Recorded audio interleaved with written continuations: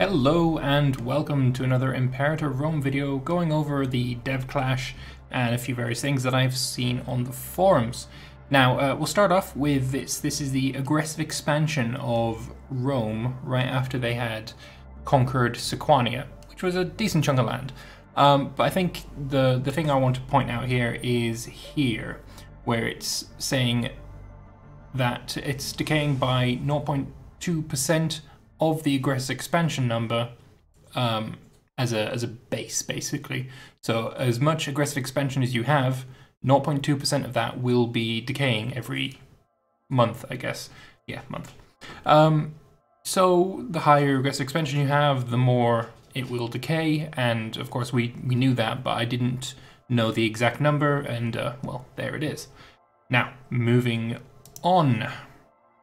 Taking over the Isles, and oh goodness, even the Carthage, he burned enough of Carthago to make it majority Roman now. That's Aye, so that's one thing that I've been seeing a lot on the forums, is that it's far too easy to culture convert, and it's far too easy to say, for example, with Britannia, when they invaded Northern Gaul, a lot of the culture there is now Britannia. And I think basically what this is what you see on the map, what culture the province is on the map when you're in your culture map mode, is whatever the majority culture is. So it could be that how many pops is this?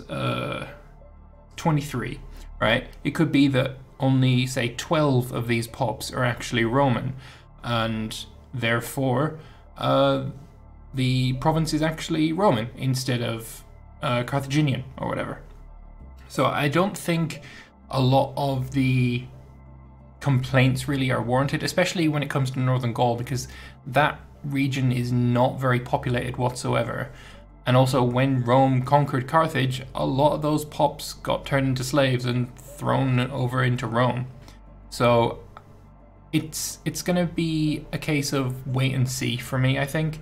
I don't know if it is too strong, and I don't think anyone can know until they get their hands on it, or if they do an in-depth dev diary on how culture conversion works. Because there's too many variables that you just can't account for, like how many of these pops have gotten sent to your capital as slaves, and how many of your own population have you implanted over there, what the population of the province was at the very beginning, what it was at the end, etc, etc. So I think, yeah, basically I just don't think that the worry about it is justified yet. It might be when we get hands on the game and we actually know how it works, but as of right now, I'm not seeing the justification for the worry. All right, moving on. So I wanted to show you the war elephants statistics, because, well, with this one I do want to have a little bit of a bitch, right? So obviously war elephants are incredibly scary beasts of war. Like many of the armies that faced these war elephants, like Rome in the First Punic War, or I think the second one as well, like they had no experience fighting against elephants. They were, for all intents and purposes, they were monsters from myth that were just charging at them, and they had no idea how to stop them. But they did figure out a way to stop them, and for sure, I guess light cavalry and horse archers, yeah, they would do the job. But you know what also did the job? Light infantry and archers.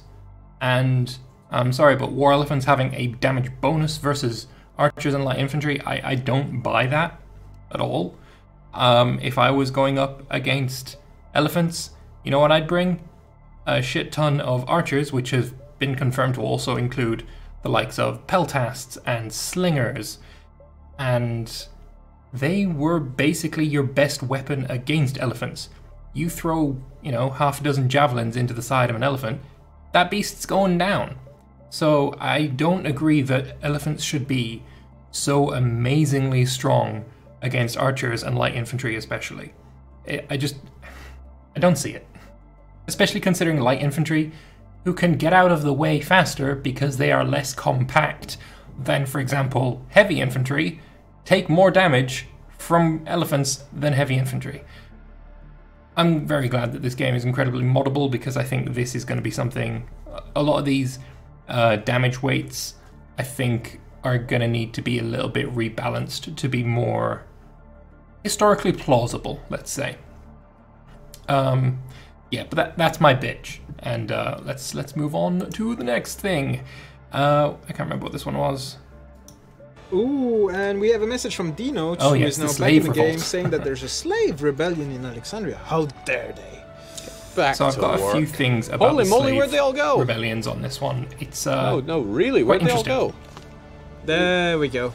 Oh, Oh, wow. Yeah. So we had 126,000 slaves rise up in Alexandria, and another thing I wanted to point out with this is just, I feel like the mercenaries are getting a little bit spammy at this point. There is one in literally every single province that you can see in this screen.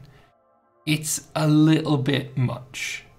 Maybe that's why Denote was complaining so heavily about having no families left in his country, because those families left his country to start mercenary bands. Honestly, I do, however, think that this may have been fixed already, because if you've been watching the dev clashes, you'll have noticed that in the Bosporan Kingdom, so in Crimea, there's a stack of like 200,000 mercenaries just sitting in the capital, and that was confirmed to be a bug that has been fixed. So I'm hoping that this merc spam here is the same kind of deal, that it's a bug and that it has been fixed, because I don't want to see this at all, to be honest. Like, if you have a good enough economy, which, let's face it, they're about 130 years into the game. They all have pretty decent economies, especially when you're especially when you're Egypt. You're going to have a really decent economy. Say somebody tries to land troops in Alexandria, you hire all of these, it just costs some millpower, and then obviously you have to pay excessive amounts of maintenance for them. You pay them all off. It's going to cost you a lot, but that's a reserve force army that you have at your beck and call, and there's literally hundreds of thousands of them in this screenshot. It's excessive. I hope it gets toned down. But the slaves, they do end up doing exactly what I thought they were going. Well, Dino hired some of the mercenaries, and the slaves are going to attack them. And I just wanted to show this because it shows the province. That can't be good news. composition They're of moving the in. slaves. They're moving in, right? They're not satisfied with just Alexandria. These That's slaves not good. They're gonna get crushed. are moving in. Oh man, and they don't even get the morale by the end of the month. There we go. So the slaves here, they don't just get one type of pop, right? Sorry, my apologies. They do get one type of unit. Sorry, I was thinking the wrong word. Right. So all of the slaves that rebel end up as light infantry. You can see here, just underneath this pop-up thing, 118,000, which is the exact amount of slaves that are left. They are all light infantry. So I guess it makes sense. It would be nice if there was like some archers in there. You can imagine some slaves deciding, you know what, maybe instead of running at our enemies with axes, we could like throw a spear or something. That might work. But I don't know, it makes sense. I would also say that maybe some light cavalry mixed in there as well. I feel like there should be some variety. It shouldn't just be 100% light infantry, but I'm not sure. But anyway, moving on to basically what the slave revolt did to Denote's country. So this here is before the rebellion. Bear in mind, this is a few, maybe 10 minutes before that slave revolt happened, and obviously he had 126,000 slaves, or 123,000, I can't remember. But he was at war with Phrygia, so that's why this number is a bit lower, because he's, gained slaves over time by sieging Phrygia. And I just want to point out the amount of money that Alexandria is making, 951, because slaves are, they bring in quite a lot of money, and then post-slave rebellion, with only 5 slaves, they make 152. From 951 to 152. That's a lot. That's a big difference. Those slaves are worth quite a bit of money. Also, I knew that having your cities sieged destroyed levels on your forts, but it seems like they also destroy levels on your other buildings. So, for example, city buildings here, he can have 7 because I think it's 10 times the amount of pops you have. He has what?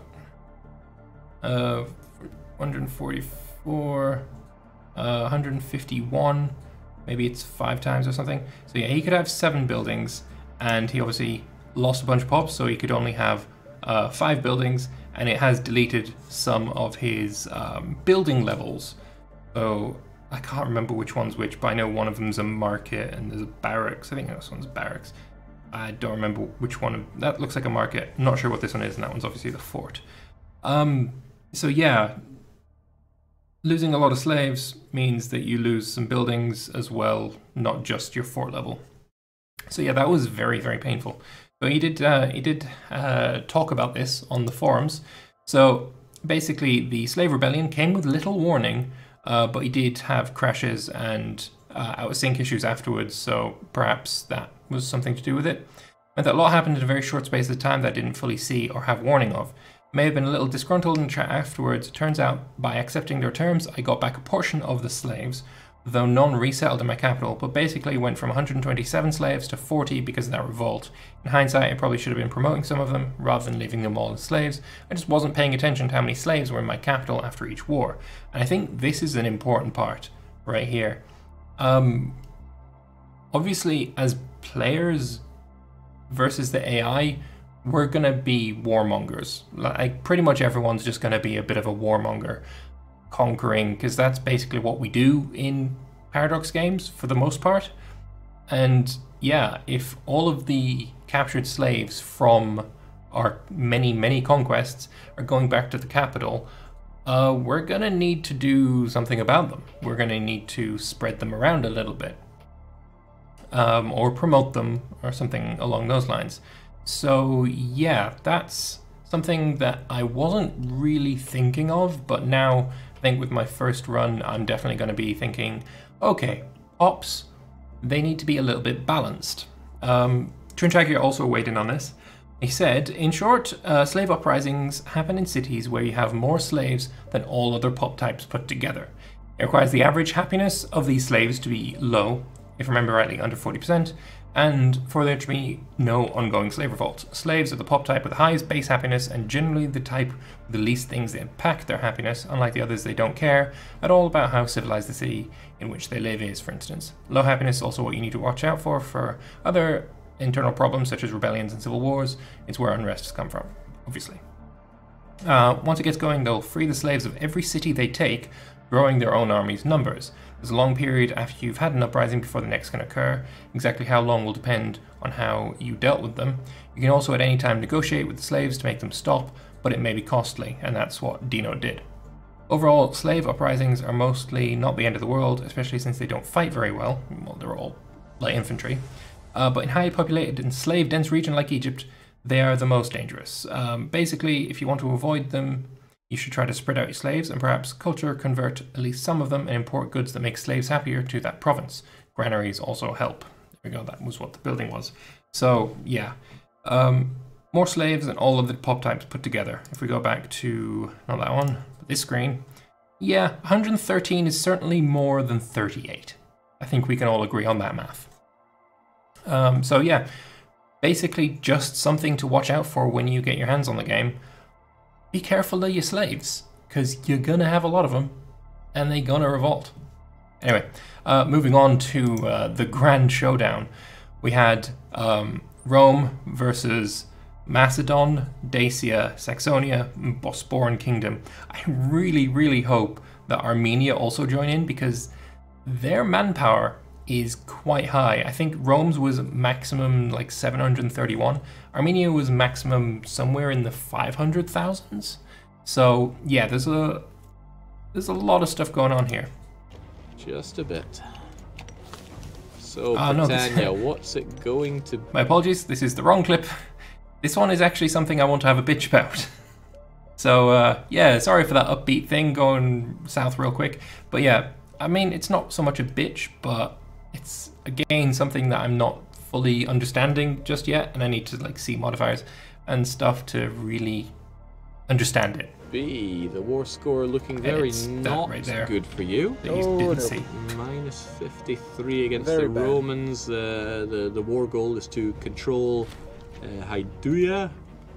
Yeah, that place. And have more and more people coming back to Rome as slaves. There we go. Oh, real slaves. So, this was the naval battle between Britannia and the Romans, and you can see straight away there is a huge difference in the amount of boats that have been sunk. Britannia did start with fewer boats, but losing 318 versus 68 is a little bit excessive, especially considering it doesn't seem like there's, I mean, there is a way for them to be damaged and retreat, but the amount of sinkage before morale breaks is, I think, a little bit too high. And there must be a lot of modifiers going on here, because when you think about it, this guy here, the Roman admiral, has a military score of only 1. This guy, who admittedly did get captured, though I think that happened at the end of the battle, he's got a military score, a martial score of 9. So he should be a very good admiral. And, I mean, he clearly wasn't. I do know that Rome did take naval traditions, or civics, or one of those. So his boats probably would have been better. But I just think the disparity in the amount of boats that got sunk is, again, just a little bit excessive. But I do think there's going to be I need to see, like, modifiers and see what exactly the quality of these ships versus these ships actually was, before I really, make any hard and fast judgment on it. It just, from face value, seems excessive. It doesn't show anything about the quality of the ships here, and maybe that would be nice. Maybe you, if you capture some of the ships, then you can, see what this guy's got extra armor on his triremes, so we need to watch out for that, etc., etc. I don't know. But either way, yeah, a little bit excessive, but I guess not the end of the world yet. So this is what I was talking about before. The big war. Britannia is pretty much dead at this point. He's at 79 war score, and yeah, the East starts attacking him. And I'm just gonna let this one play on mute while I talk for a bit, because it's a fun little war, and people should see it. You can also see, no, you can't. All right, it's at 1:41 if anyone wants to, like, watch the stream afterwards to check and watch it, because again, it is quite a fun war. There is quite a bit of back and forth, and I was surprised at how well the Macedonian and Dacian units, like these are all the Dacians here, I'm surprised how well they stood up to the Romans. When you have a look at what is actually in the war, the Romans are by far and away ahead in pretty much every way. They outnumber them in pretty much every regard, apart from horse archers. And I think that's what's going to be the dark horse here, because horse archers are the best to fight heavy infantry, and heavy infantry is clearly what Kaiser Johann is using quite a lot of. I believe his light infantry is being used to quell rebellions. He has said that he's got like 100,000 in North Africa quelling rebellions from, Carthage's old lands, and probably around about the same or even more in Gaul. So he's bringing mostly his, heavy infantry over. He's bringing his cavalry over, and I think that Saxonia might be the dark horse here with his horse archers. I'd be very interested to see exactly how that works. Especially considering, horse archers are historically really good against heavy infantry. The Battle of Carrhae, which I have mentioned previously in one of these videos, where the Romans got massacred to a man despite outnumbering the horse archers by about 4-1, 5-1, something like that. So yeah, it was an It was an interesting stream, and I'm looking forward to next week's, and hopefully soon enough I'll also get my hands on the game and be able to dig a little deeper into all those little niggling modifiers that I'm unsure of. But yeah, anyway, I hope you've enjoyed this episode of my Dev Clash rundown. Yeah, that's a good name for it. I hope you stick around, and on Tuesday there will be another Dev Clash, but on Monday, no wait, is it Tuesday? No, Tuesday there will be a Dev Diary video, and no, I got that wrong again. Monday, Dev Diary, Tuesday, Dev Clash. My head's all over the place. I apologize. I'll see you next time. Bye-bye.